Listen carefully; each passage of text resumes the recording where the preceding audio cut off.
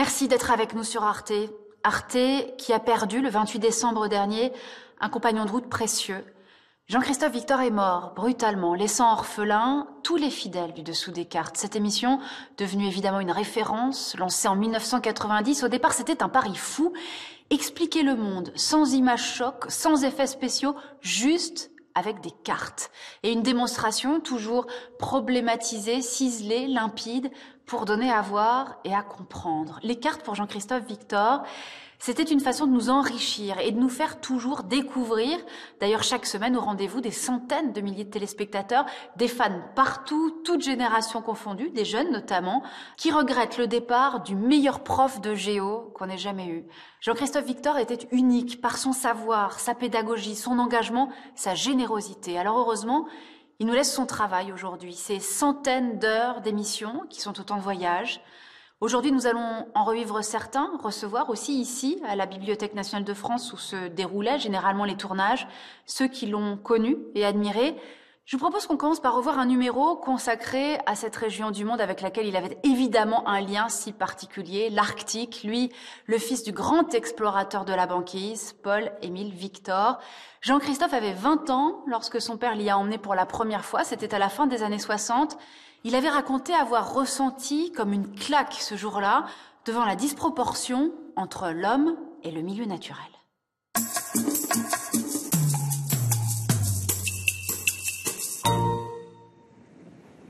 Voici quelques images amateurs tournées lors d'une navigation dans l'Arctique au large du Spitsberg norvégien où j'étais pendant l'été 2014. On le voit, cet ours se déplace lentement sur une banquise très lâche, ce qui est naturel pendant la période de l'été. Alors ces symboles du monde polaire sont interrogés de façon de plus en plus alarmante. Le réchauffement du climat y est-il plus rapide, plus important que dans le reste du monde? Est-ce que l'Arctique pourrait devenir, comme je l'ai lu dans un journal, un nouveau Moyen-Orient pour l'énergie? Le Groenland peut-il devenir indépendant? Eh bien, ce sont toutes ces questions que je voudrais aborder aujourd'hui. Alors, de quoi parle-t-on exactement lorsqu'on parle de l'Arctique? Voici le pôle Nord vu de l'espace. Arctique, cela vient du grec arctos, qui signifie ours, par référence à la petite ours avec son étoile polaire que l'on voit ici, à la verticale du pôle Nord géographique, à ne pas confondre avec le pôle Nord magnétique, qui, lui, est mobile. Eh bien, tout le monde n'a pas les mêmes critères pour définir l'Arctique. Pour le géographe, la zone arctique commence au cercle polaire, situé à environ 2600 km du pôle Nord. Ce cercle correspond à la limite à partir de laquelle le soleil ne se couche pas lors du solstice d'été, le 21 juin, et ne se lève plus au solstice d'hiver, le 21 décembre. Pour un météorologue, ce sera la ligne isotherme des 10 degrés, car c'est cette variation de température qui décide de la variation de la flore. 10 degrés, c'est la différence entre la taïga, où poussent les conifères, et la toundra, où il n'y a que des mousses, des lichens, de l'herbe. Cette ligne isotherme convient aussi aux biologistes, car avec ce changement de végétation vient le changement des écosystèmes et la présence de la faune arctique, ours polaires, renards, loups, sternes. Et enfin, pour celui qui étudie les sols, le pédologue, le critère, c'est le sol qui reste gelé tout au long de l'année, c'est ce que l'on appelle le pergélisol. Voilà donc, de diverses manières, comment on peut définir la région de l'Arctique. 6 États sont riverains de cette zone, le Canada, les États-Unis, avec l'Alaska, la Russie, la Norvège, par sa côte nord et sa souveraineté sur l'archipel du Svalbard, l'Islande et le Groenland, qui est sous souveraineté danoise. Leurs côtes sont baignées par l'océan glacial arctique, donc pas de continent au nord de l'hémisphère nord, non, c'est un océan. Et tout au long de l'année, cet océan est couvert par la banquise. La banquise, c'est la mer qui gèle, et quand la banquise fond, cela ne change pas le niveau de la mer, un peu comme un glaçon dans un verre. Alors que les icebergs sont des gros morceaux de glace qui se détachent des glaciers venant des calottes polaires, donc formés d'eau douce. Quand fondent les icebergs, le niveau de la mer monte. Donc il ne faut pas confondre banquise et iceberg. Eh bien, dans cette région du monde, les choses ont cessé d'être stables du fait du réchauffement du climat de la planète. Sur la carte que vous voyez ici, on voit l'extension de la banquise au mois d'août 2012, Et puis, voici maintenant cette même extension en 1980. Eh bien, depuis une vingtaine d'années, la banquise ne cesse de diminuer en épaisseur, en durée de présence, en superficie. Le groupe intergouvernemental sur l'évolution du climat, le GIEC, estime que lorsqu'on évoque une hausse des températures de 2 degrés sous nos latitudes tempérées, au pôle, le réchauffement serait de 4 à 5 degrés à l'horizon 2050. Eh bien, je crois qu'on ne mesure pas très bien les conséquences de ces quelques degrés de différence. Ce changement, il a d'ores et déjà entraîné plusieurs modifications. Dans le mode de chasse des ours, qui trouvent moins de phoques comme proie, dans le mode de déplacement des communautés pour se rendre de village en village, mais aussi dans la faune marine présente dans l'océan Arctique. Et même dans la vision que l'on a de cette région arctique. On est passé d'une vision de désert de glace sanctuarisé puis d'exploration à une vision utilitariste. On le comprend, l'Arctique était un peu à la périphérie du monde, et bien cette région devient maintenant centrale. Du fait de l'accessibilité nouvelle permise par ce réchauffement, de nouvelles technologies pour l'extraction, de la forte demande d'énergie venant d'Asie, on change en effet de vision. Toutes zones pouvant contenir des gisements miniers, gaziers, pétroliers sont désormais explorées. Alors justement, que sait-on de l'état des ressources dans l'Arctique? Faisons le tour des États riverains en commençant par le Canada. Au Canada, au Nunavut et dans les territoires du Nord-Ouest, on a une multiplication des indices géologiques de kimberlite, cette roche qui renferme des filons diamantifères. Et l'on trouve des zones diamantifères sur l'île d'Ellesmere, sur l'île de Melville, sur celle de Somerset. On trouve des gisements d'hydrocarbures sur l'île de Cameron, sur l'île d'Ellesmere, sur l'île de Melville, mais aussi en mer de Beaufort, sur le delta de Mackenzie, et enfin, au nord de la terre de Baffin, des ressources en plomb, en argent, en zinc, en or, en cuivre. L'Alaska américain, maintenant, où l'on exploite depuis longtemps le pétrole, notamment le gisement de Prudhoe Bay, qui est l'un des plus importants des États-Unis. Et cette exploitation pétrolière représente un fort risque environnemental. Voici d'ailleurs la zone dite 1002 qui vient d'être autorisée à l'exploitation. Elle se trouve dans la Réserve naturelle nationale de l'Arctique, la NWR selon l'acronyme anglais.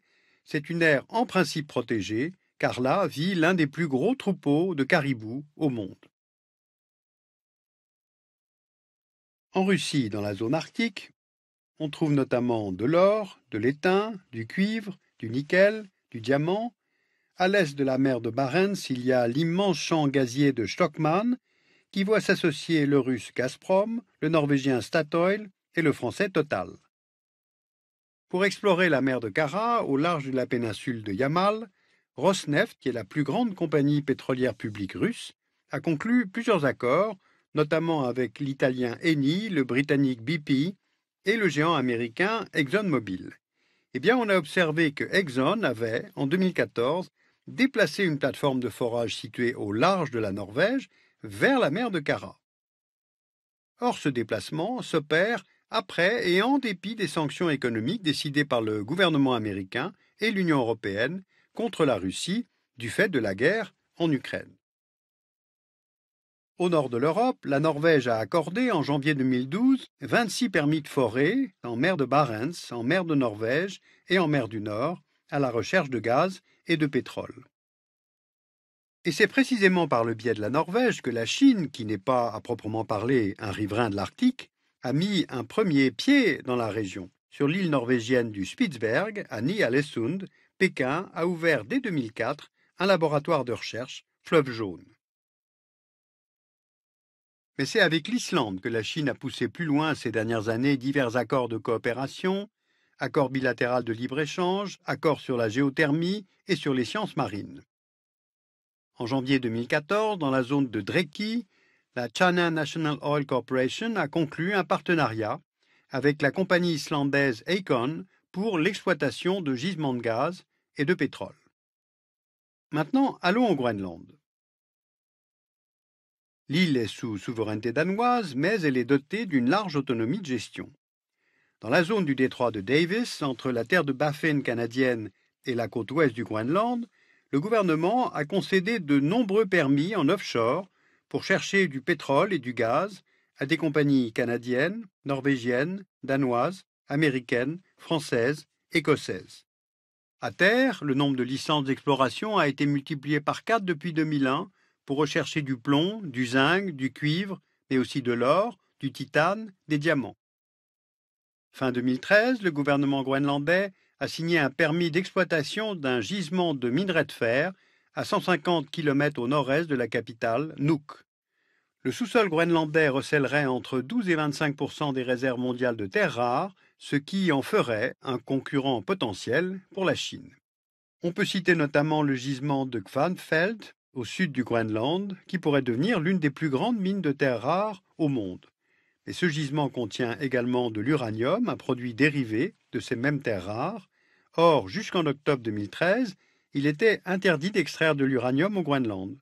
Mais le Parlement groenlandais a autorisé son extraction par 15 voix contre 14, et d'ailleurs contre l'avis du Parlement danois.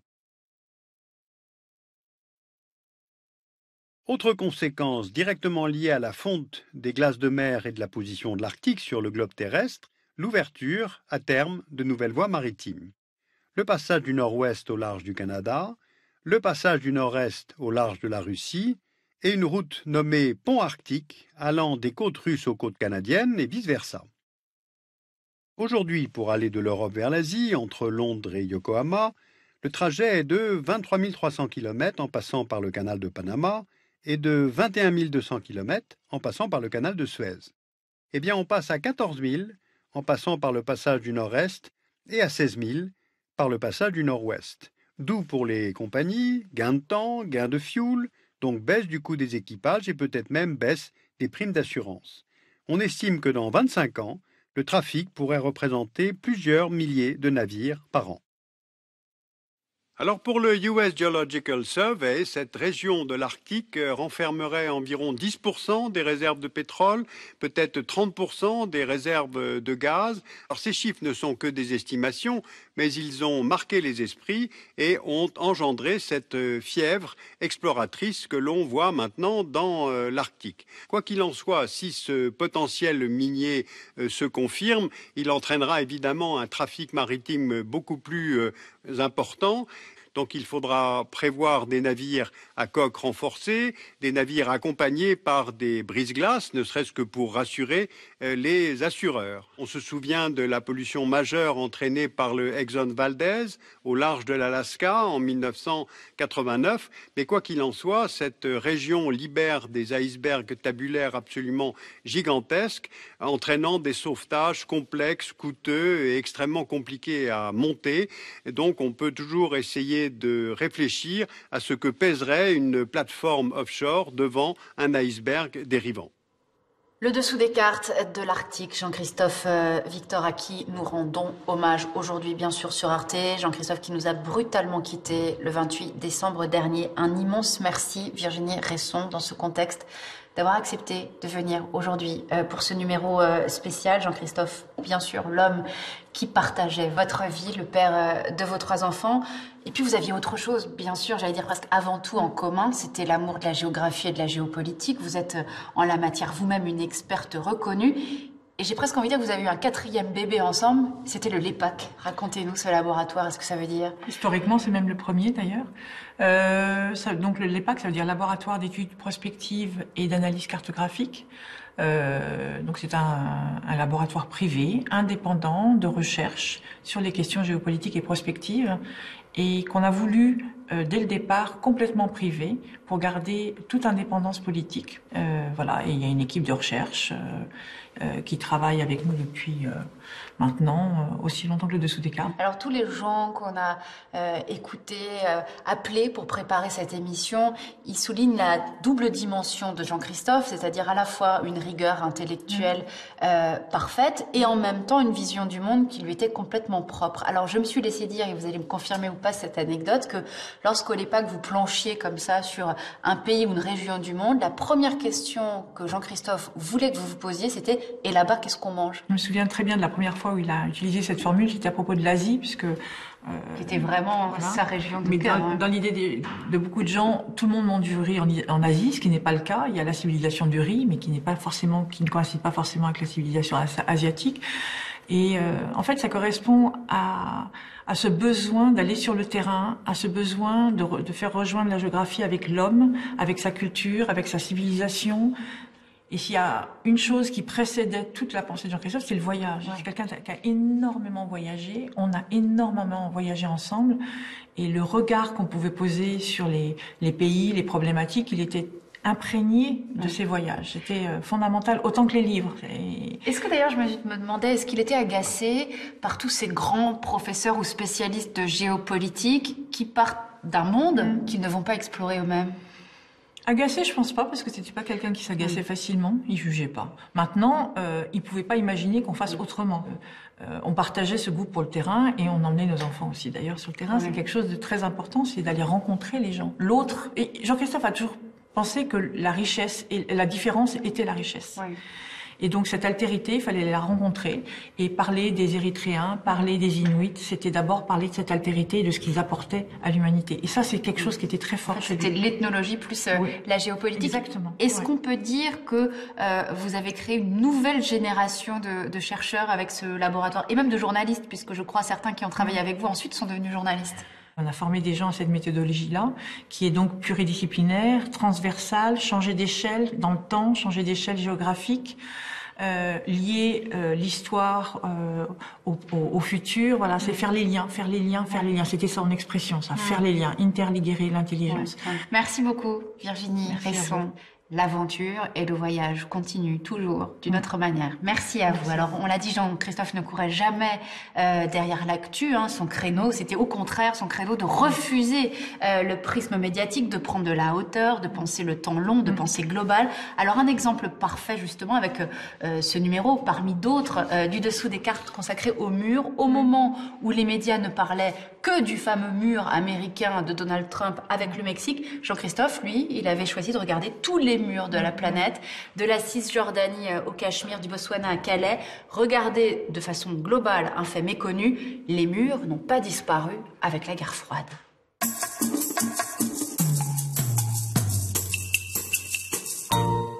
Souvenez-vous, c'est utile. Le mur de Berlin a séparé un même peuple pendant presque 30 ans, traduisant au sol la division du monde en deux blocs idéologiques opposés. Et avec sa chute en 1989, tout le monde ou presque a pensé que l'on allait vers plus de compréhension, j'allais dire plus de douceur. Or, on constate que plus notre monde est globalisé par les traités de libre-échange, par l'Internet qui lève les obstacles à la communication, plus les murs, les barrières, les clôtures sont dressés comme autant de réaffirmation des frontières nationales. Alors pourquoi ? Où est le malaise? Et ensuite, à quoi servent exactement les murs au XXIe siècle? On compte aujourd'hui 70 murs dans le monde, qu'ils soient construits ou planifiés. Ils s'étendent sur 26 000 km linéaires, soit 10% du total des frontières terrestres. Alors par mur, on entend une barrière non mobile aux fondations maçonnées. Ce sont parfois de véritables murs, comme celui construit par Israël en Cisjordanie, ou des clôtures de sécurité, comme celle construite par l'Inde au Cachemire, toujours en litige avec le Pakistan, mais aussi des frontières grillagées, comme celle érigée par le Botswana à sa frontière avec le Zimbabwe. On peut repérer aussi sur la carte le mur le plus ancien qui sépare les deux Corées depuis 1953, le mur le plus moderne, qui est le mur électronique que l'Arabie saoudite est en train de construire sur sa frontière avec l'Irak, mais aussi le plus singulier, la digue de sable érigée par le Maroc à travers le Sahara occidental. Alors regardez ce graphique, il montre bien l'évolution du nombre de murs dans le monde depuis 1989. Il y a aujourd'hui 5 fois plus de murs qu'au moment de la chute du mur de Berlin, nos données étant celles d'Elisabeth Vallet de l'Université du Québec à Montréal. Alors on voit sur le graphique que leur nombre a stagné après 1989, puis que le rythme de construction s'est accéléré après le 11 septembre 2001 et plus encore après 2010. Alors, à quoi servent les murs construits au XXIe siècle? Commençons par celui qui sépare l'Inde du Bangladesh. Il couvrirait entre 2700 et 3200 km, ce qui en fait le mur le plus long du monde. Il a été commencé dans les années 80 et achevé en 2010. Il a été construit sur une frontière complexe. D'une part, elle divise le groupe linguistique du bengali et elle est basée sur la religion. Et d'autre part, elle n'est pas fixe à cause du Gange et du Brahmapoutre qui la traverse. Mais alors pourquoi l'Inde a-t-elle presque totalement fermé sa frontière avec le Bangladesh? D'abord pour lutter contre l'immigration illégale, car les migrants bangladais fuient la pauvreté, mais aussi la plus grande densité de population du monde, et ceci pour aller travailler chez le grand voisin indien. Deuxième raison, l'Inde cherche à se protéger. Dans un premier temps, des infiltrations de rebelles séparatistes dans les États du nord-est de l'Inde, et aujourd'hui pour lutter contre la menace djihadiste. Et puis troisième raison, les trafics de drogue, d'êtres humains et la contrebande.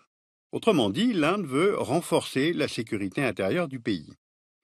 Ce mur, qui fait plus de 200 morts par an, paraît infranchissable, et pourtant on y trouve l'un des postes frontières les plus importants d'Asie, Petrapol, où passent 1200 personnes par jour, et dans les faits, la contrebande reste tolérée. Ce mur représente surtout un autre type de séparation, car il divise des populations au niveau de vie très différent. Si on regarde le PIB en parité de pouvoir d'achat par habitant en 2015, il est de près de 6 200 $ pour l'Inde, contre la moitié, soit 3 600 $ pour le Bangladesh. Quel est l'avenir pour ce mur? Eh bien, il pourrait en fait accroître les tensions entre les deux pays du fait du changement climatique. Vous voyez sur la carte où pourrait se situer la nouvelle ligne de côte vers la fin du XXIe siècle, après une montée des eaux d'environ 1 mètre. 1/5 du territoire bangladais pourrait être inondé. Et suivant les diverses estimations, entre 2025 et 2050, 14% des Bangladais pourraient devenir des réfugiés climatiques, lesquels seront condamnés à se déplacer vers l'intérieur du territoire. Deuxième exemple maintenant, en changeant de continent. Voici la frontière qui sépare les États-Unis et le Mexique. Elle a été renforcée à partir des années 90. Puis en 2006, George Bush Jr. fait adopter un projet de loi visant à construire un mur sur 1200 km pour lutter contre le terrorisme, le trafic de drogue, l'immigration irrégulière. Et aujourd'hui, il couvre 2500 km sur les 3200 km de frontières. Comme le mur indien, le mur américain apparaît infranchissable, faisant entre 300 et 500 morts par an. Là aussi, sa fonction est plus de contrôler l'immigration que d'y mettre fin. Tijuana est d'ailleurs le poste frontière le plus fréquenté du monde, avec 300 000 personnes qui y passent chaque jour.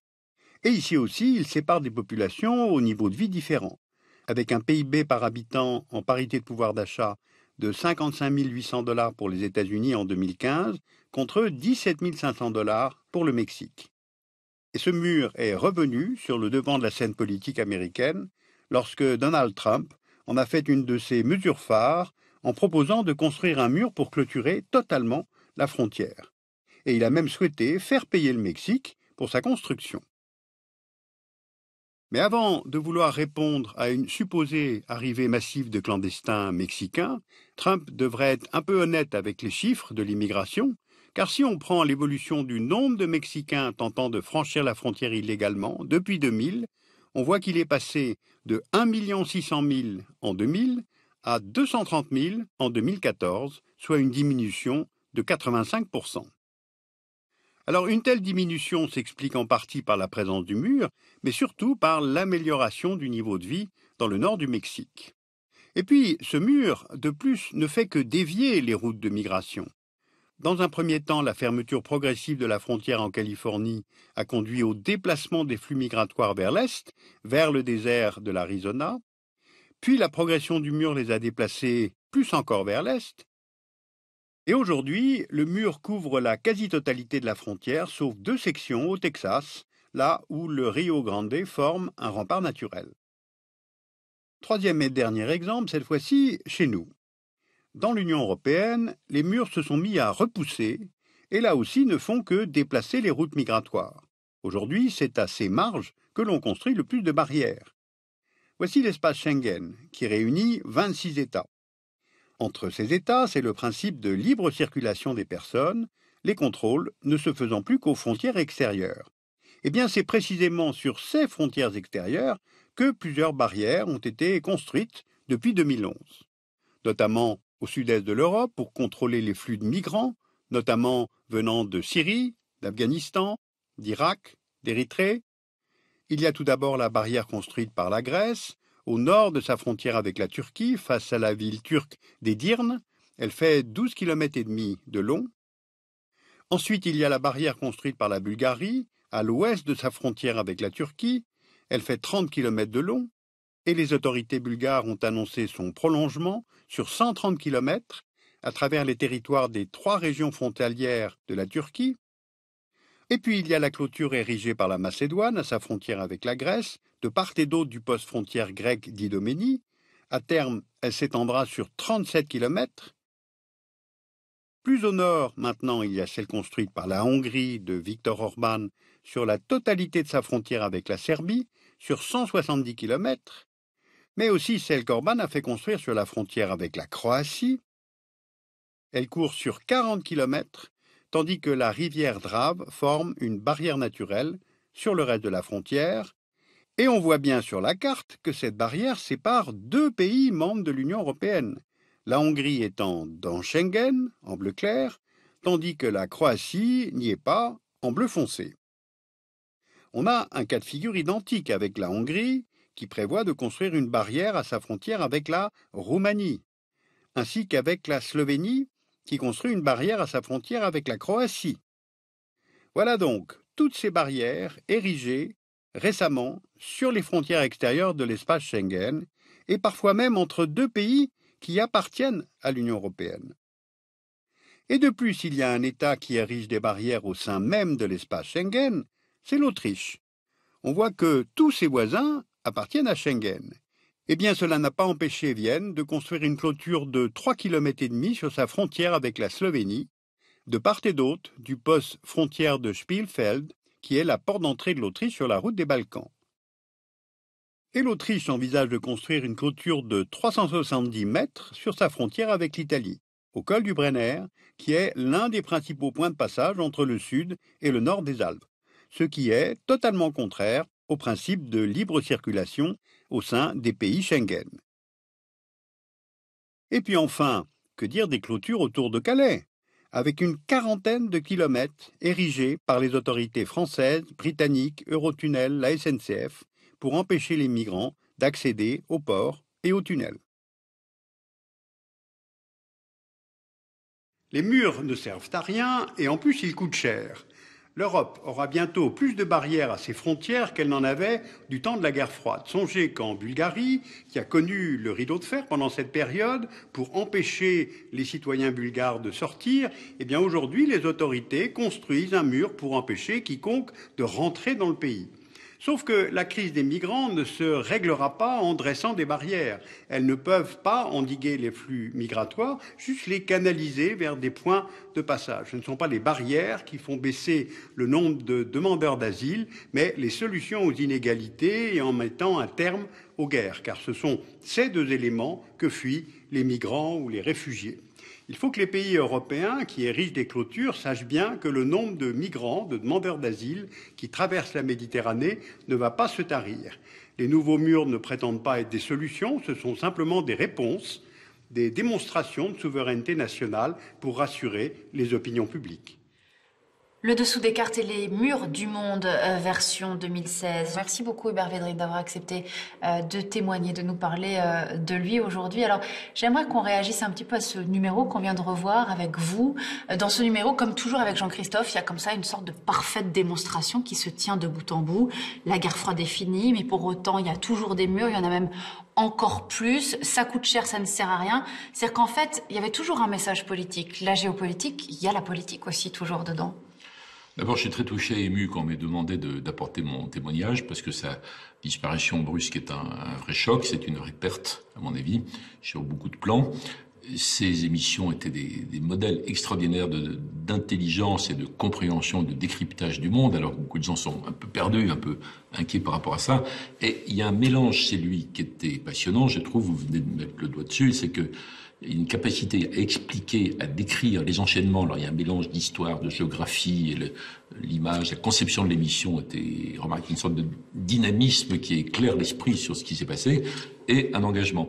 Sur l'engagement, on peut discuter. Par exemple, moi, avec mon expérience du pouvoir, les 19 années, le ministère des Affaires étrangères, je suis moins étonné que les populations veuillent des murs parce qu'il y a un besoin de protection. C'est peut-être idiot, mais enfin, il y a un besoin comme ça. C'est que lui le déplore, pas vous. Bon. Il le déplore, moi je le constate. Mais chez lui, c'était pas un engagement comme ça théorique ou idéologique. C'était appuyé sur une connaissance qu'on aimerait voir irriguée. C'était une très grande rigueur intellectuelle, tout simplement. Rigueur, compétence, clarification, et on aimerait que l'ensemble des systèmes médiatiques mondiaux apportent ça à l'ensemble de la population avant de donner une opinion sur quoi que ce soit. Jean-Christophe Victor, il disait on ne peut pas être tout le temps géopolitiquement correct.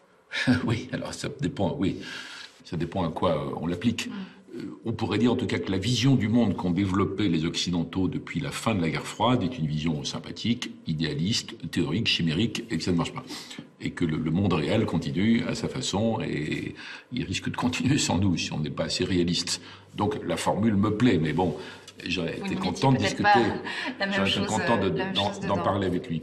Mais retenons, il avait un talent, et puis il y a sa personne, son visage, le regard, la voix. Alors vous avez une histoire un peu personnelle avec lui qui renvoie, je crois, à vos pères, le vôtre et le sien. Premier souvenir, le premier livre qu'on m'ait dédicacé dans ma vie, c'est Aputsiak. Vous savez l'histoire du petit Esquimau, dessiné par son père, et qui racontait, c'était inspiré de l'expédition avant-guerre au Groenland. Et je l'ai eu alors que j'avais 3 ans. Deuxième souvenir, c'est que quand, en tant que ministre, j'étais invité par mon homologue danois, aller au Groenland, je l'ai invité. Et on était ensemble sur le site de la cabane au Groenland, d'où était parti son père. On était à l'endroit d'où il était parti pour faire la traversée de la partie ouest de la calotte glaciaire du Groenland à la partie est. C'est un très très beau souvenir que nous avions en commun et dont nous parlions à chaque fois que nous rencontrions à nouveau. Merci beaucoup, Hubert Védrine, d'être venu nous raconter cette histoire-là. Je ne sais pas si vous allez de temps en temps sur les réseaux sociaux, mais nous, ce qui nous frappe depuis la disparition de Jean-Christophe le 28 décembre dernier, c'est de lire, c'est de voir sur Twitter notamment tous ces témoignages de jeunes qui déplorent la disparition d'un formidable, d'un excellent prof de géo. En témoignent aussi ces quelques réactions recueillies à l'INALCO, l'école des langues o à Paris. Ce qui était bien, c'était ce côté recontextualisation des enjeux. La carte permettait de savoir de quoi on parlait en termes visuels, donc le message passait bien, et les explications permettaient de fixer des connaissances et cet apport théorique. Donc c'était vraiment ce côté complémentaire de l'explication et de la carte qui rendait cette émission vraiment très intéressante et instructive. On sentait qu'il aimait qu'il aimait transmettre son savoir, et il n'y avait pas forcément le côté un peu magistral d'un cours. Sous l'apparence d'une émission géopolitique, il y a une très grande interdisciplinarité en fait. Donc avec beaucoup d'anthropologie, d'histoire, de civilisation, de culture également, de sciences politiques en fait. Et c'est vraiment ce que je trouve très très intéressant dans le dessous des cartes aussi. Et le fait que ce soit rendu sur des cartes, c'est vraiment... ça montre vraiment une cohésion entre les différents champs académiques, les disciplines qui sont abordées toujours de manière très simple, pas simpliste, mais simple, par Jean-Christophe Victor dans son émission. Et puis la durée aussi, parce qu'en 12 minutes, c'est quand même 10-12 minutes, c'est quand même un défi de faire quelque chose d'aussi complet sur un temps aussi court. Et ça aussi, ça faisait que c'était pratique à regarder. Je sais que quand on a appris son décès, on a été plusieurs à être assez touchés, parce que c'est vrai que parmi nous, ça a créé un peu d'évocation et on continuait à se référer à son émission. Et c'est vrai que quand il est venu faire une conférence ici, on était tous assez fiers quand même de notre fac et de cette conférence, de cet événement. Et oui, ça a créé, on est pas mal à être vraiment un peu triste, quoi. Évidemment, le dessous des cartes, il faut que ça continue. Voilà, Jean-Christophe Victor était un homme qui savait transmettre d'abord et avant tout avec son immense rigueur cartographique dans un monde dominé par le prisme médiatique, par le buzz, par les fausses informations. Lui aimait le caractère intangible et irréfutable des cartes. Alors, quand toute une génération s'est mise à regarder le monde à travers Google Maps, son sang n'a fait qu'un tour. En témoigne ce numéro mémorable du dessous des cartes. Attention, Google vous ment.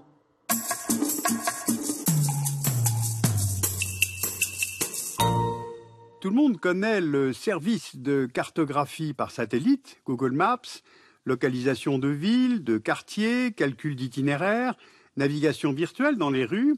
Et ce système de cartographie numérique est utilisé maintenant dans le monde entier, alors que pendant des siècles, les cartes ont été liées au papier et diffusées uniquement pour des territoires et des pouvoirs bien précis.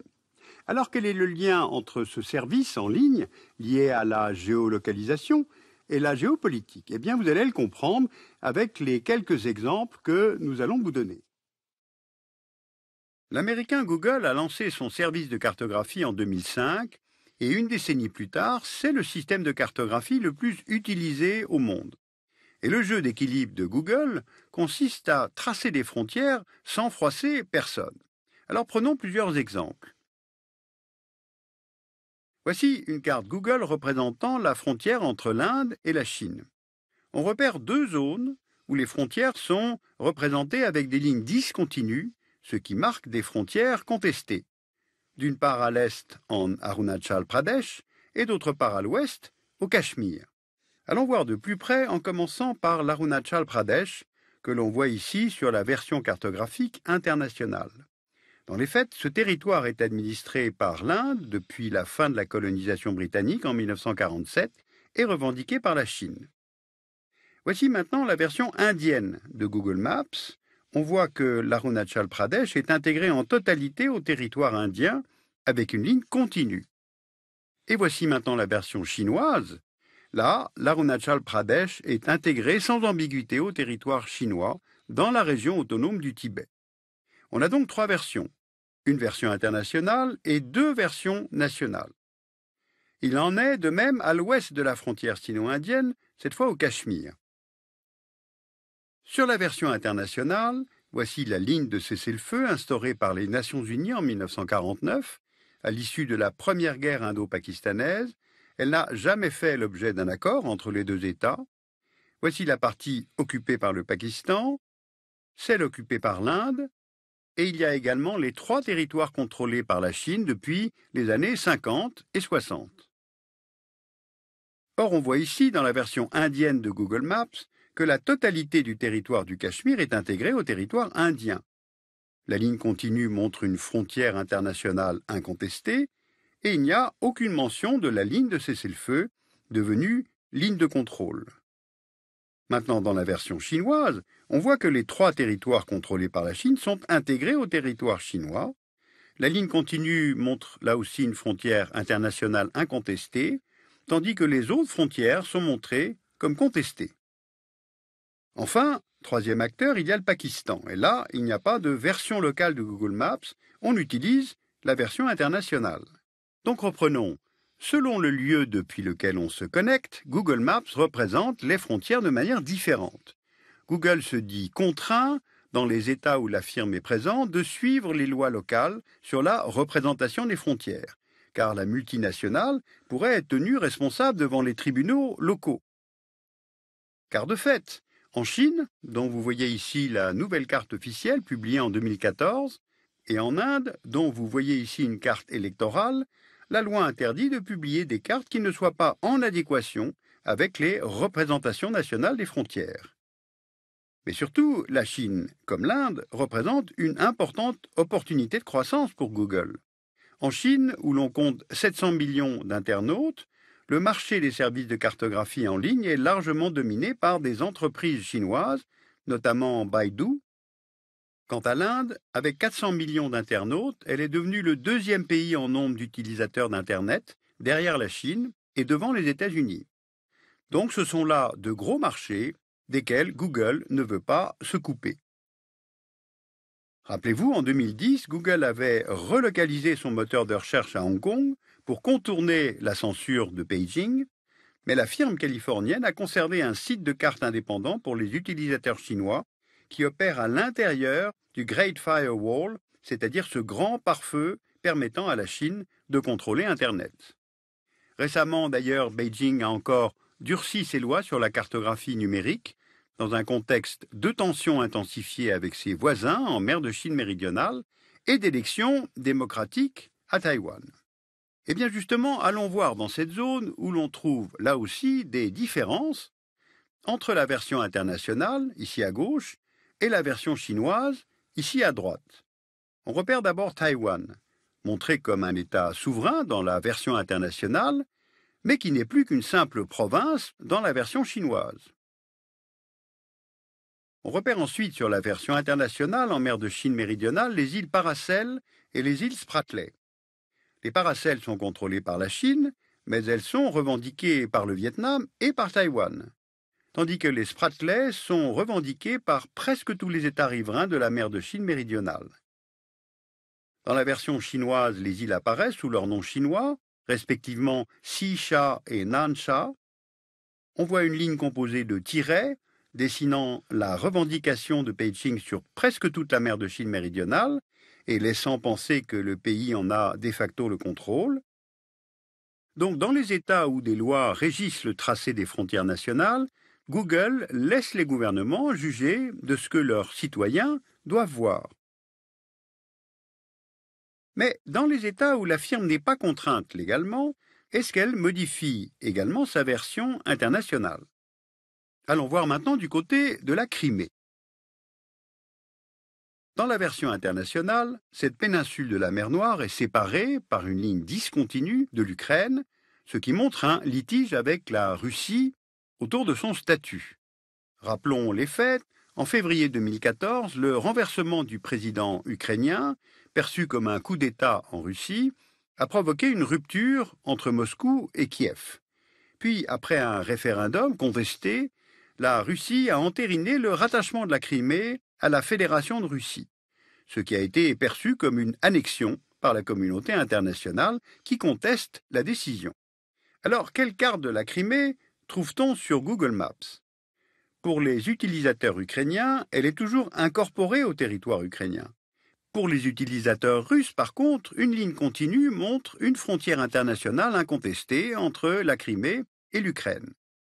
Le rattachement de la péninsule à la Russie est donc entériné sans ambiguïté, comme sur les cartes officielles russes, notamment sur la carte administrative que vous voyez ici. Eh bien pourtant, aucune loi contraignante ne régit le tracé des frontières en Russie.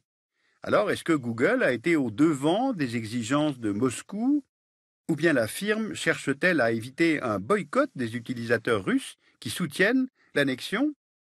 Eh bien, voyons comment procède l'un des concurrents de Google Maps. Ici, pas de sécession sur Bing Maps, comme vous pouvez le voir sur la version russe du service de Microsoft. La frontière apparaît toujours clairement entre la Russie et la Crimée. Bing Maps déclare suivre les frontières telles qu'elles sont établies par la Cour internationale de justice ou les Nations unies. Or, les Nations unies ont voté une résolution rappelant leur attachement à l'intégrité territoriale de l'Ukraine. Autre point sur lequel Google Maps ne suit pas les préconisations des Nations unies, le golfe Persique. Sur la version internationale de Google Maps utilisée en Iran, on a golfe Persique, c'est cette appellation qui a été entérinée par les Nations unies en tant que standard légal international. Mais lorsque l'on zoome sur la région, on a golfe arabique qui apparaît entre parenthèses. Et quand les utilisateurs se connectent à partir des États arabes du Golfe, comme ici des Émirats arabes unis, c'est seulement golfe arabique qui apparaît. Les monarchies du Golfe défendent cette expression depuis les années 60-70, tandis que l'Iran considère à juste titre que golfe Persique est le toponyme historique. Enfin, pour finir, revenons sur un conflit qui a montré l'impact de Google Maps sur les relations internationales. Car si un service de cartographie en ligne a la capacité de heurter les représentations nationales, il a aussi la capacité de les conforter. Voici en Amérique centrale le Nicaragua et le Costa Rica. À l'est de leurs frontières communes, un différend oppose les deux États autour de l'embouchure du fleuve San Juan, qui définit la limite entre leurs deux territoires. Nicaragua et Costa Rica revendiquent l'Isla Portillos depuis le XIXe siècle. Alors le conflit a ressurgi en 2010 du fait d'une erreur de représentation sur Google Maps. La pointe de l'île, jusque-là attribuée au Costa Rica, était passée de l'autre côté de la frontière, l'armée nicaraguayenne en a profité pour y stationner des troupes. La carte de Google Maps a alors été prise à témoin pour justifier une opération militaire, laquelle n'a pas conduit pour autant à un affrontement, et en 2011, Google a rectifié officiellement le tracé de la frontière en faveur du Costa Rica, et fin 2015, la Cour internationale de justice a conclu que le Costa Rica avait souveraineté de fait sur le territoire litigieux. Eh bien, c'est là aussi une crise qui illustre, si besoin en était, le pouvoir des cartes. Alors on le comprend, Google Maps en fait évoluer les principes classiques de l'autorité cartographique en diffusant des cartes porteuses de représentation locale au lieu de cartes uniques censées faire autorité. Google est donc un cartographe agnostique qui prétend qu'il n'existe pas de discours cartographique unique. Ce système entend se conformer aux représentations des gouvernements, cela pour ne pas perdre d'immenses marchés comme celui de l'Inde ou celui de la Chine. Or, cela finit en fait par s'imposer comme une source qui ferait autorité grâce à la version internationale de Google Maps. Sauf que les internautes indiens ou chinois, pendant ce temps-là, ne se doutent pas qu'il existe un conflit territorial, puisque sur la carte qu'ils consultent, la frontière est clairement définie selon la vision de l'État auquel ils appartiennent. Alors n'oublions pas, Google n'a tout de même pas pour vocation de régler les problèmes, les litiges frontaliers entre les États. Sachez qu'au-dessous des cartes, on utilise le plus souvent les cartes des Nations Unies comme référence, que ce soit en termes de frontières ou de toponymes. Parce que qu'on le veuille ou non, et quels que soient les outils, faire des cartes, c'est faire des choix. Google Maps ment, se plie à la volonté des puissants, numéro mémorable du dessous des cartes. Et Jean Jouzel nous a rejoint et on en est très heureux. Merci infiniment Jean Jouzel. Faut-il rappeler bien sûr que vous êtes un grand climatologue, vice-président du GIEC. Alors, avec Jean-Christophe, vous partagez évidemment un combat, celui de la lutte contre le réchauffement climatique, mais au-delà et en lien avec ce qui vient d'être dit dans ce dessous des cartes sur Google, vous étiez l'un et l'autre exaspérés par cette époque du court-termisme. Oui, c'est un bon exemple du court-termisme, cette idée de mettre disons les frontières là où elles plaisent à un moment donné, dans un endroit donné. D'ailleurs, ça fait beaucoup de cette émission, a eu beaucoup d'impact d'ailleurs, d'écho. Ce qui nous unissait avec Jean-Christophe, c'est plutôt l'idée du long terme. Alors, l'idée du long terme, on l'a à la fois, bien sûr, dans la région polaire. Ce qui m'a intéressé, c'est de participer à cet effort de reconstruction des changements climatiques sur de très longues périodes. Justement, cela nous apprend aussi comment fonctionne le système climatique. Et je crois que nous l'avons aussi vers le futur, puisque tout ce qui touche le réchauffement climatique c'est l'action d'aujourd'hui, mais avec une vision à long terme de ce qu'il faut faire pour éviter des conséquences très importantes à échéance de la seconde partie du XXIe siècle. Alors, plus personnel, anecdote plus personnelle, je crois que vous avez reçu un dernier mail de Jean-Christophe quelques jours avant sa mort. Oui. Il vous invitait pour un événement qui lui tenait vraiment à cœur. Racontez-moi. Bien sûr, c'était aussi pour échanger sur le livre de Virginie Resson, 2038, et bien sûr pour aussi me redire, parce qu'il m'invitait à l'inauguration de ce qui lui tenait à cœur au cours des dernières années, ce musée dans le Jura, le musée dédié à des pôles, après Manon, et je crois que bien sûr l'inauguration aura lieu, je pense, en février. Évidemment, mais c'était pour m'y inviter. J'ai vraiment été très touché de cet échange avec Jean-Christophe quelques jours vraiment avant son décès. Merci beaucoup, Jean Jouzel, d'être venu nous parler de cette histoire-là avec lui. Alors, refuser le court-termisme, on l'a dit, vous aviez ça en commun. Exemple, avec la crise des réfugiés et la guerre en Syrie, ce jour-là, dans le dessous des cartes, Jean-Christophe, lui, avait choisi de dénoncer la lâcheté de la communauté internationale avec une autre guerre, une autre dictature, d'autres exilés dont jamais la presse ne parle, les Érythréens.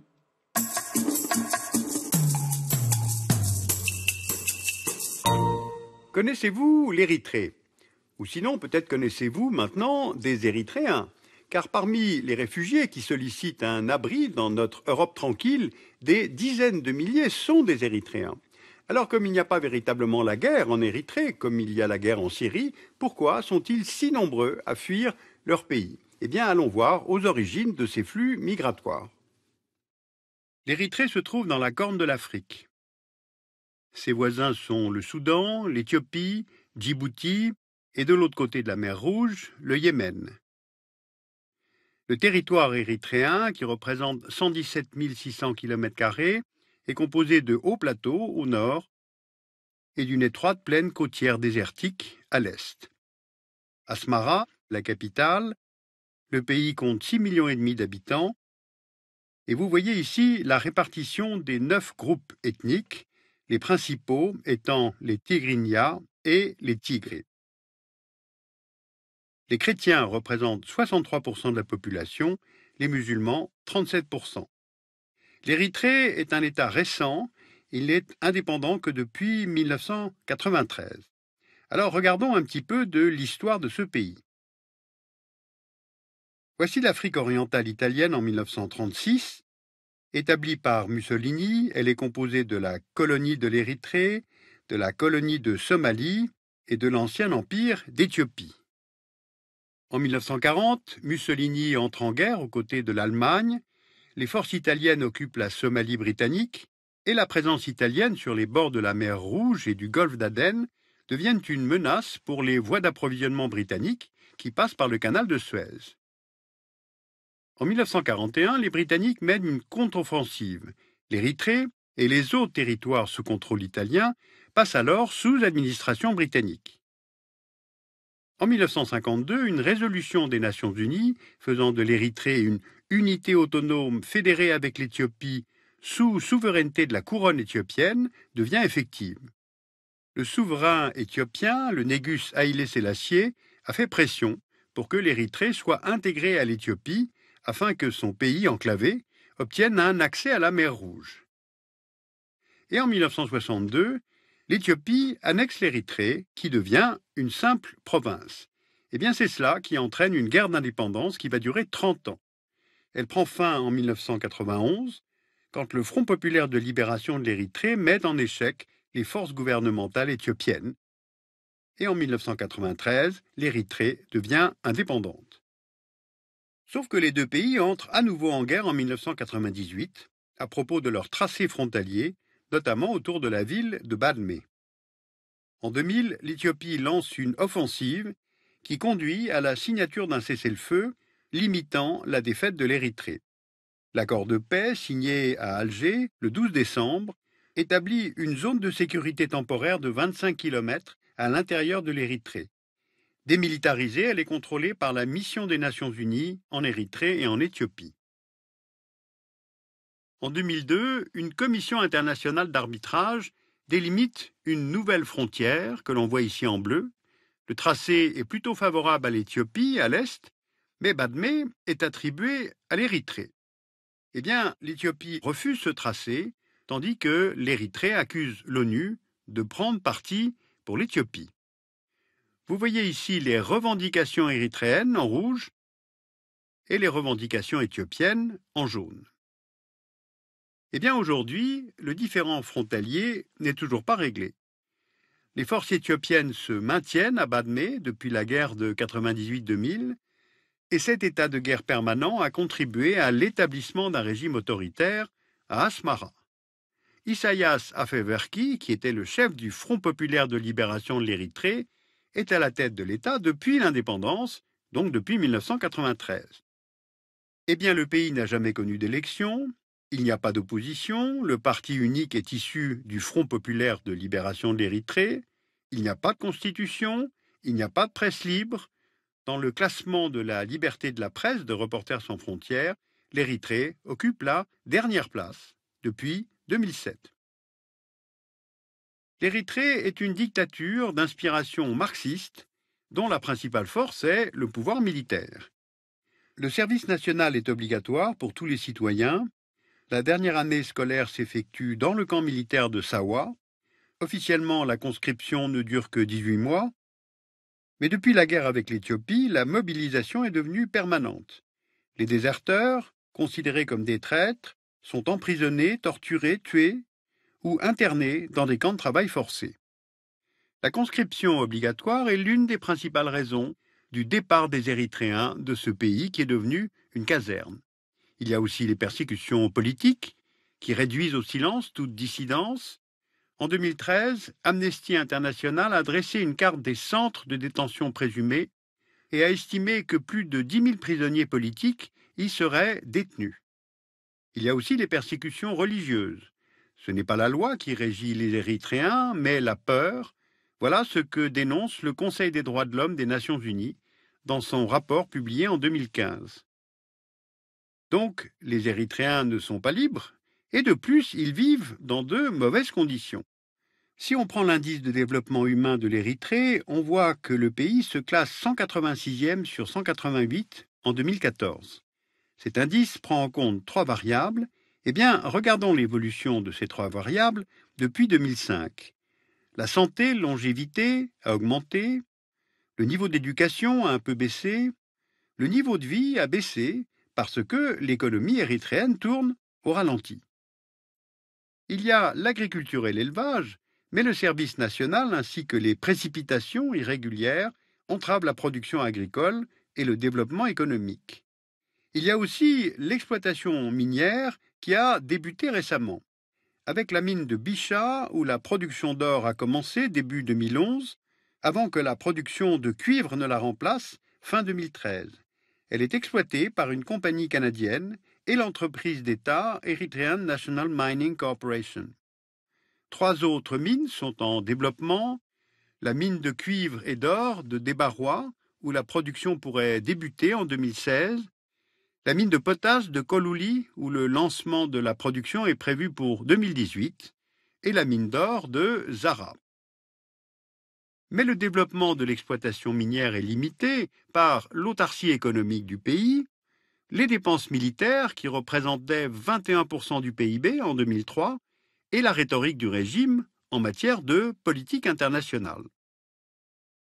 En somme, si je reprends service national, persécution politique, religieuse, pauvreté, eh bien voilà tous les mobiles qui poussent les Érythréens à quitter leur pays. Le premier obstacle consiste à sortir du territoire érythréen, car les frontières sont fermées et contrôlées par l'armée. Malgré cela, les Nations Unies estiment que 5000 Érythréens quittent leur pays chaque mois. La plupart ont moins de 30 ans. Ils se dirigent principalement vers les pays voisins. Le Soudan est le principal pays d'accueil pour les Érythréens, 117 000 réfugiés en janvier 2015 selon le HCR. La majeure partie se trouve dans des camps de réfugiés à l'est du pays et un petit nombre à Khartoum. L'Éthiopie est le 2e pays d'accueil, 107 000 réfugiés en janvier 2015 pour le HCR. Ils vivent principalement dans 4 camps de réfugiés dans la région de Tigray et 2 camps dans la région d'Afar. Aujourd'hui, au Soudan et en Éthiopie, il n'y a que peu de possibilités d'enseignement et d'emploi pour les réfugiés érythréens. Privés de moyens de subsistance, de perspectives d'avenir, donc ils poursuivent leur route et s'en remettent alors aux passeurs. Le Soudan et l'Éthiopie, en effet, ne sont plus considérés comme des pays d'accueil, mais comme une zone de transit, comme vous le voyez sur cette carte, qui montre les routes migratoires au départ de l'Érythrée.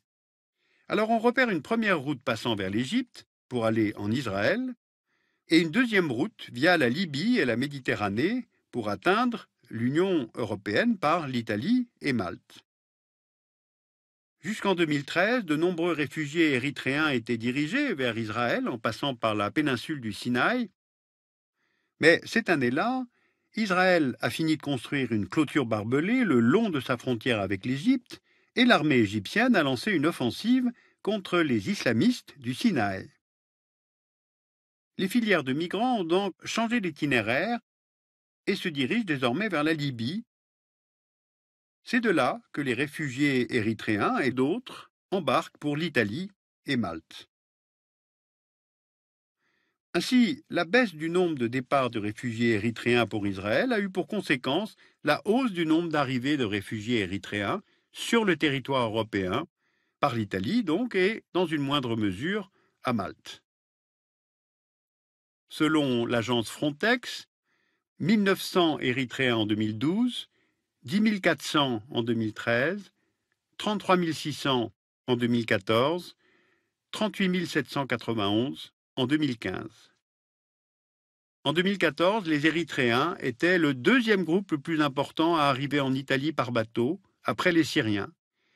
Et en 2015, ils étaient le 1er groupe devant les Nigérians. Voilà, nous avons voulu aller à la source des événements actuels afin de comprendre pourquoi de si nombreux Érythréens quittent leur pays.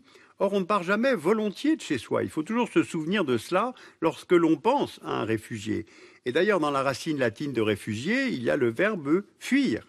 Les Érythréens fuient cet atroce régime politique, l'encasernement d'une société entière, un bien trop faible niveau de vie. Ils ont en somme le choix entre rester vivre dans une dictature de type Corée du Nord ou partir sur les routes incertaines, coûteuses et surtout dangereuses de l'immigration. Voilà pourquoi nous voulions comprendre les raisons qui poussent au départ les migrants érythréens. Nous voulions faire réfléchir à l'accueil que nous leur réservons alors qu'ils ont simplement besoin d'une protection internationale. Alors à quoi faut-il s'attendre maintenant ? Eh bien, à la poursuite de ce flux, car on ne connaît aucune initiative de grande ampleur qui soit entreprise contre un tel régime.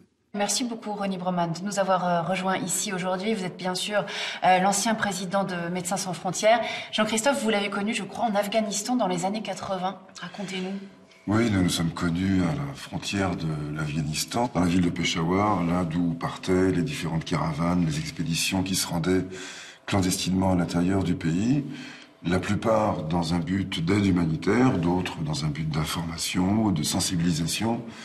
Mais en tout cas, tous nous étions, disons, sensibles à ce qu'on pourrait appeler une sorte de cause afghane, c'est-à-dire la résistance d'un peuple à une invasion. C'était ce mélange, disons, d'humanité et de politique. Vous diriez que ça définissait sa vision de la géopolitique. Est-ce qu'on résume bien, Jean-Christophe, en disant que sa géopolitique, elle était avant tout humaine ? Oui, n'oubliez pas que la politique était une affaire d'hommes, d'êtres humains, avec leurs contradictions, avec leurs réactions parfois inattendues. Et c'est cette capacité d'être surpris, de poser un regard à un endroit où on ne l'attend pas, de prendre un angle qui était le sien. Je crois que c'est ça qui faisait le prix de sa géopolitique à lui. Et c'est surtout en téléspectateur, en lecteur, que j'appréciais son travail. J'étais un grand amateur du dessous des cartes. Enfin, je vais le rester. Je ne crois pas que l'émission va disparaître avec lui. Enfin, je l'espère en tout cas. Et ce que j'appréciais notamment, c'était sa capacité à rapprocher deux étages qui sont souvent différents, l'étage géopolitique, celui de la froideur étatique, des rapports de force, des différences entre puissances continentales, puissances maritimes. Jean-Christophe Victor savait nous rappeler que la politique, c'est une affaire d'hommes et pas simplement de territoire, de puissance. Et je pense que ça rendait plus efficace sa compréhension des phénomènes politiques et que, évidemment, ça la rendait beaucoup plus sympathique également.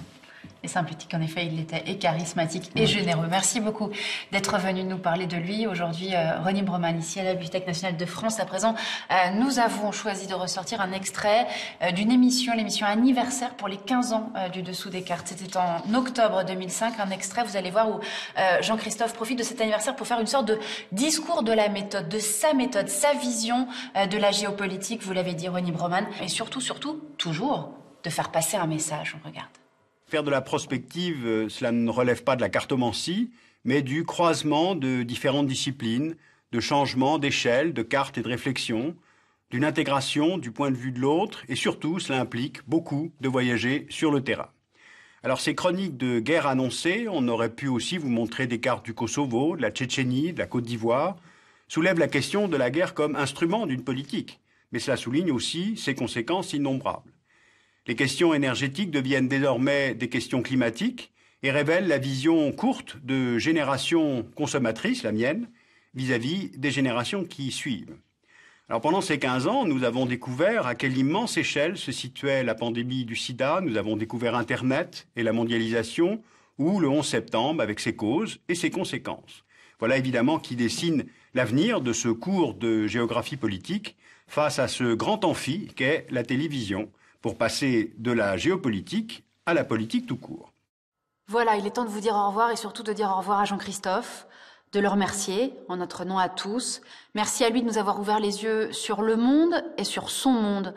Alors il paraît que Jean-Christophe avait un projet pour le 1er avril prochain, concevoir une sorte de numéro un peu gag du dessous des cartes, avec des cartes bien sûr, et un pays imaginaire. On aimerait tant qu'il puisse le faire de là où il est. Au nom de tous ceux qui ont fabriqué cette émission avec lui pendant plus de 25 ans, on vous remercie de lui avoir été aussi fidèle. En attendant, voici son dernier voyage, les îles Kouriles, un vieux rêve. Il y était enfin allé en septembre dernier et il aura donc consacré cette dernière émission à ce chapelet d'îles quasi inhabitées que revendiquent à la fois la Russie et le Japon. Bon voyage, Jean-Christophe, ici et ailleurs, et merci.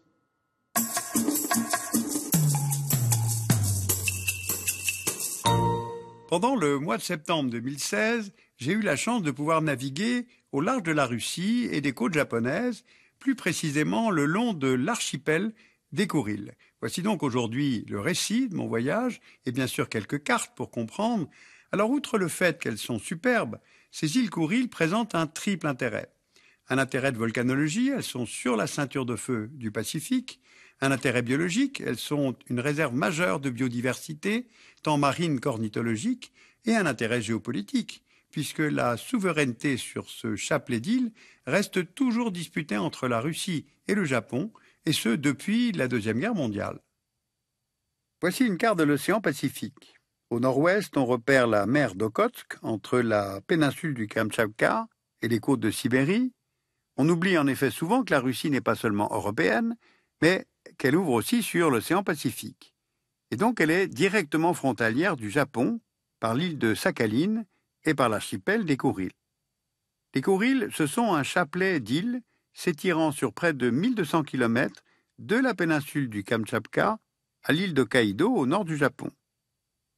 Ces îles sont volcaniques, assises directement sur la ceinture de feu du Pacifique, et j'ai d'ailleurs eu la chance de voir en direct une éruption de jour et de nuit. On trouve là en effet une centaine de volcans actifs, dont de nombreux sont sous-marins. Ces îles ouvrent sur la fosse des Kouriles d'une profondeur de 10 000 mètres de fond et sont à la jonction de la plaque tectonique pacifique et de la plaque d'Okhotsk. Elles sont sur la zone dite de subduction, c'est-à-dire là où une plaque plonge sous une autre, entraînant des mouvements souterrains ou sous-marins qui provoquent séismes et tsunamis. Donc, premier intérêt, la géologie. Le deuxième intérêt est lié à la biologie animale. Ces îles sont d'une grande richesse en biodiversité. Nombreux mammifères et oiseaux, refuge de millions d'animaux marins, car ils peuvent s'y reproduire tranquillement. On trouve des otaries, des lions de mer, des dauphins, des rorquals, des baleines de divers types. Il s'agit quasiment d'une aire marine protégée, mais sans en avoir le statut juridique.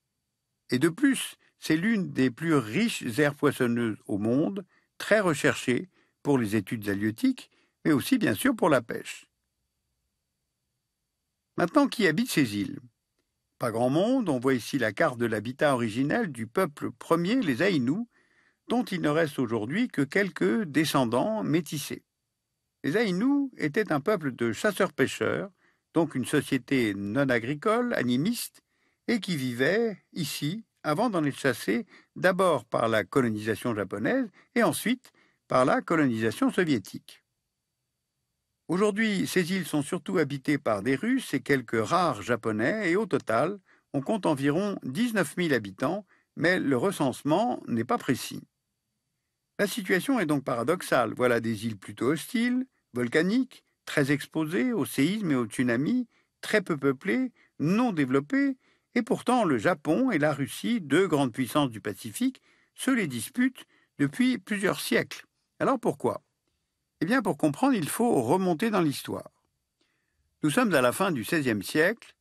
Le Japon devient souverain sur les grandes îles d'Hokkaido et de Sakhaline. Les Kouriles du Sud, appelés alors territoires du Nord, sont peu connus et non revendiqués. Le shogun Hideyoshi, qui règne alors sur le Japon, veut développer le commerce avec le continent. En 1697, la Russie conquiert le Kamtchatka et les Russes explorent les îles Kouriles jusqu'à Urup. Face à cette expansion russe, le Japon implante en 1800 une garnison sur l'île de Iturup pour bien marquer les limites militaires de l'Empire japonais.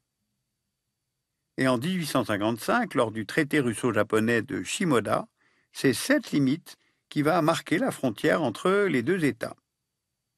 Par ce traité de Shimoda, Sakhaline passe sous souveraineté partagée entre Japon et Russie en échange de l'ouverture au commerce des ports japonais de Hakodate, Shimoda et Nagasaki pour les flottes marchandes de la Russie. Mais les ambitions et les moyens entraînent de constants retournements. En 1875, par le traité de Saint-Pétersbourg, cette fois, les Russes échangent une totale souveraineté sur l'île de Sakhaline contre, au Kouril, une totale souveraineté japonaise. Début XXe siècle, la Russie poursuit sa poussée vers le Pacifique, elle annexe la Mandchourie chinoise, s'avance vers la Corée, afin de conquérir des zones portuaires ouvrant sur l'océan. Et c'est là le facteur déclenchant de la guerre russo-japonaise de 1905, qui va durer 1 an. La Russie est vaincue par l'armée japonaise, et elle doit, par le traité de Portsmouth, céder au Japon la moitié de l'île de Sakhaline. Le Japon, lui, étend son influence sur la péninsule coréenne et sur le sud de la Mandchourie. Voilà donc où nous en sommes en 1905. Alors attention, suivez bien, ce n'est pas simple. La situation va s'inverser en février 1945. Pendant la Seconde Guerre mondiale, Staline négocie l'entrée de l'URSS dans la guerre contre le Japon en échange de la récupération du sud de Sakhaline et de l'ensemble des îles Kouril. Et c'est un échange qu'acceptent dans les négociations américains et britanniques. Donc le 2 septembre 1945, lors de la signature des actes de capitulation inconditionnelle, le Japon est contraint d'accepter le passage des îles Kouril sous contrôle soviétique, ainsi que le sud de Sakhaline. Sauf que Tokyo n'en reconnaît pas la souveraineté. Aujourd'hui, l'URSS n'existe plus, mais non seulement le litige territorial n'est pas réglé, 25 ans plus tard, mais de plus, la Russie, héritière de l'Union soviétique, n'a toujours pas signé de traité de paix avec le Japon. Alors quel est le point de vue de chacune des deux parties ? Pour le Japon, il y a au moins 3 mobiles à vouloir récupérer les territoires du Nord.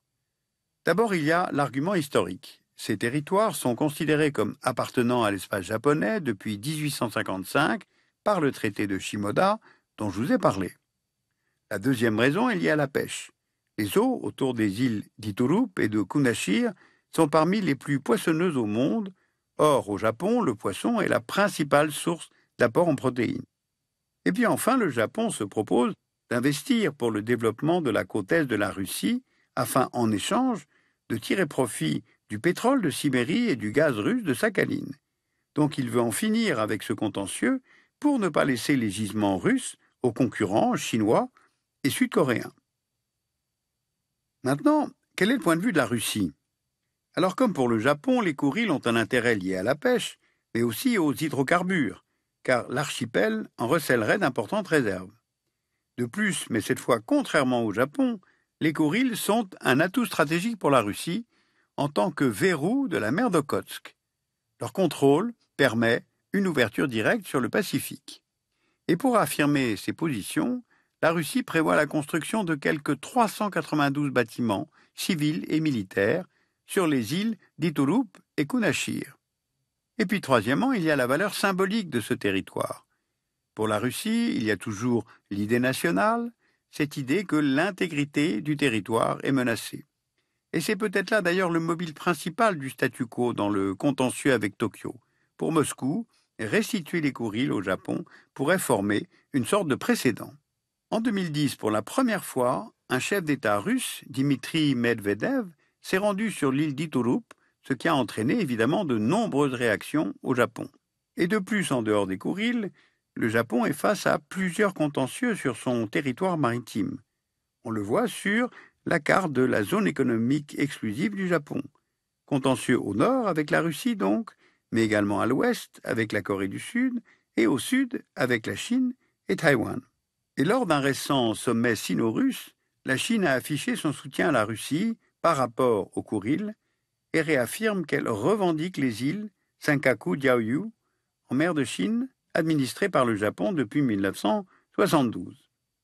Voilà donc pour la diplomatie, la politique, les postures, car en même temps, quand on regarde de plus près, malgré ce litige entre la Russie et le Japon, on voit que les échanges de marchandises entre les deux puissances sont sans cesse en augmentation.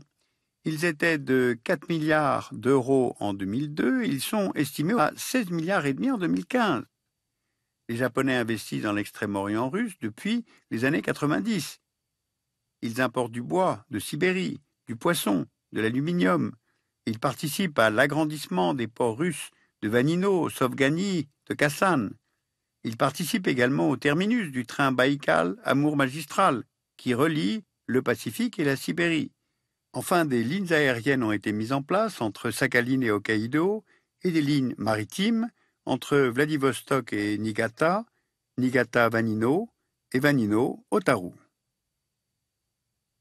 Alors les dirigeants des deux États, Shinzo Abe pour le Japon et Vladimir Poutine pour la Russie, se sont rencontrés au Pérou lors du sommet de coopération économique Asie-Pacifique et bien sûr lors de la visite de Poutine au Japon en décembre 2016. En fait, les négociations sont à nouveau au point mort depuis l'annexion de la Crimée par la Russie en 2014, qui a été condamnée par Tokyo. Alors, un chercheur japonais, ethnologue, biologiste, qui était à bord avec moi sur le bateau, proposait un plan de sortie de crise en 3 points. D'abord, donner la priorité aux investissements japonais sur la côte est russe, y compris Sakhaline, contre un assouplissement de Tokyo sur les sanctions prises après l'annexion de la Crimée. Deuxièmement, maintien sur place des populations pour ne pas créer de nouvelles injustices vis-à-vis des Russes qui habitent dans les Kourils depuis longtemps maintenant. Et puis troisièmement, ne pas développer, ne pas industrialiser les Kourils elles-mêmes afin de protéger ce hotspot de la biodiversité. L'idée, ce serait d'établir là une vaste zone co-gérée, préservée, aussi bien terrestre que marine. Alors évidemment, on peut toujours rêver.